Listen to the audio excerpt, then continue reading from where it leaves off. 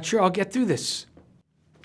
So as many people know, John obviously was the expert in racing, the expert of the Derby. But John was also an expert in something else that a lot of people don't know about, and that was music. When I put the Rascals on Broadway, John was the most happy guy to hear me tell him the stories of Eddie Brigatti singing How Can I Be Sure and Groovin'. On a Sunday afternoon.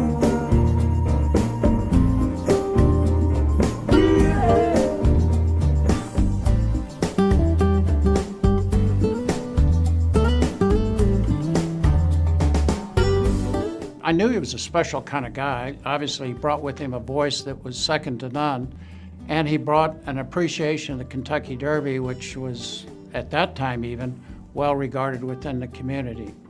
But over the years, John has become Churchill Downs. He's the face of Churchill. I mean, even before he came here, when you thought Churchill or any party that revolved around the Derby or the Breeders' Cup or any of them, Oaks, you thought of John Asher. The Pied Piper of Churchill Downs. He never met a stranger. He knew everybody. He could remember every name, every face. He was great from a reporter's standpoint, but he was great. There's some sources you develop a bond with that is not like all the rest, and that was John. There'll never be another mentor or confidant, and I'm lucky I've got amazing memories and stories thanks to Mr. John Asher. I doubt there will ever be another vice president of racing communications at Churchill Downs. I hope they will find someone to fill John's shoes, but it may be a long time before we see the likes of John Asher again. He brought a sense of humanity to the track and to the Derby that